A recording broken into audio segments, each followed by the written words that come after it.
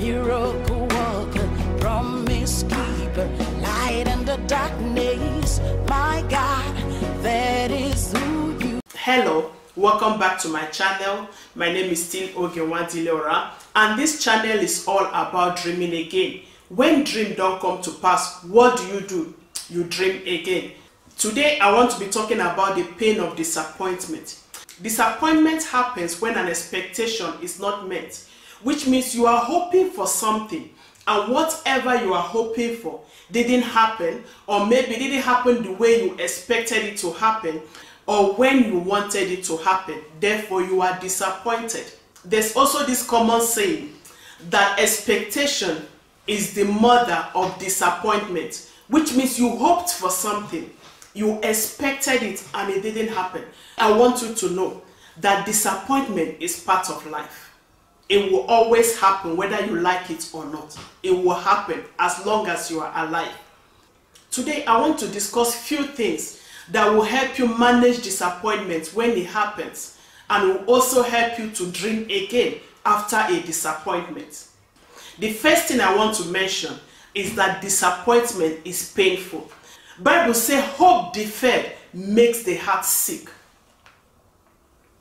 We can't deny that fact. Though disappointment may happen emotionally or psychologically, it affects you most often physically. We've had situations where people collapsed or even died out of disappointment. Some even fell sick out of disappointment. So it is painful. It's not a pleasurable place to be. The second point is that comparison magnifies disappointment. By the time you look at the other person, you might feel you are qualified enough to get what you expected, and this other person is not qualified, and he or she might have gotten what you thought would have come to you. It magnifies the pain of disappointment. But God have not called us unto comparison. Our mission and purpose differs. God have a plan for each and every one of us. A good example is Zechariah and Elizabeth, the parents of John the Baptist. Bible recorded that they were righteous, yet they say Elizabeth's womb was closed. If they were righteous, the normal thing is that they should have a child. The God that have been blessing others with children should bless them. They might look at others that don't even serve God the way they are serving God, and they are having children. Yet God prevented Elizabeth from having a child because he knows that John the Baptist must come close to the time when Jesus will be born, so that he will fulfill his mission. Don't compare yourself with anybody, because your assignment is different from that person. The third point is that self-blame or blame from others prolongs or intensifies disappointment. If I have done it this way, maybe if I have handled it this way, maybe if I was clever enough. My dear, life is not all about strength. Bible said the race is not to the swift, neither the battle to the strong. Time and chance happens to them all. It is not by your power, it is not by your cleverness, it is not by your smartness. Life happens. You might have given it your best shot and it still didn't go the way you expected it to go. Let it go. If God wanted it to succeed that way, he doesn't need much of your effort. He doesn't need much of your intelligence. Just little effort. He will do it in such a way that he will take the glory. So stop blaming yourself. You have done the best you know how to do. Now you know better. Do better.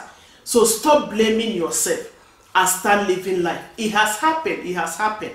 God can still correct it if he wants to. The fourth point is that hopelessness adds to the pain of disappointment. Maybe whatever you've invested, you did the business or whatever when you had the resources, and now the resources have gone, yet it didn't succeed. Maybe you went into that relationship when you were much younger, and now the relationship didn't even work out, and you are older and you feel, can I do it again? To you, it looks like you are in a hopeless situation. Time has been wasted, resources have been wasted, energy have been wasted, and you feel your strength is gone. Can I do it again?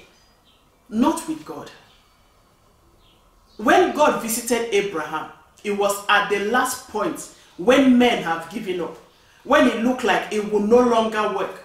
That was when Isaac came. God would have done it when they were much younger, but he waited for everything to collapse so that when he do it, he will take the glory. And one thing I like about God is that God can give you 7 years in one day. Look at the situation of Joseph. When it looked like all hope was gone, Joseph woke up that day in prison. It looked like every other day. Little did he know that that day he would become the prime minister of Egypt. Not with God. God can do it overnight. When all hope is gone, when everything have collapsed, God can still work. When God steps in, he can do the impossible out of that hopeless situation. Therefore, do not give up. God can still make something out of it. The fifth and the last point is that the pain of disappointment fades over time. Therefore, don't do anything stupid. Why will you think of committing suicide? When you are thinking of committing suicide, do you know what you are telling yourself? You are telling yourself that you can't do it again. And not only to yourself, you are also telling God that, God, you can't do it again. You can't handle this. That there's no hope. What can be beyond God? What can God not handle? Don't do anything stupid because of the present situation or the present pain you are in. Over the years, over time, that pain of disappointment will fade away. There are some things I cried over many years ago. Today I look back and I'll be wondering, why did I even cry over this? What was I even thinking? The most disappointment I had in years back, today I'm beginning to understand why they happen. And I'm even happy that they happen. Therefore, don't do anything stupid. It's a matter of time. That pain will fade away. And if you take any wrong action, the effect will remain, despite the fact that the pain of that disappointment is gone. So trust God. It's a matter of time. With time, you will know better. You will understand better. And you will thank God that it happened. So I want to tell you today that disappointment is not the end of life. It is part of life. That dream is not there. It just took a detour. You can dream again. You can face life again. You can smile again. You can hope again. God can do it again. Therefore, don't give up on that dream. Thank you for staying with me. Believe you've been blessed. Until next time. Bye.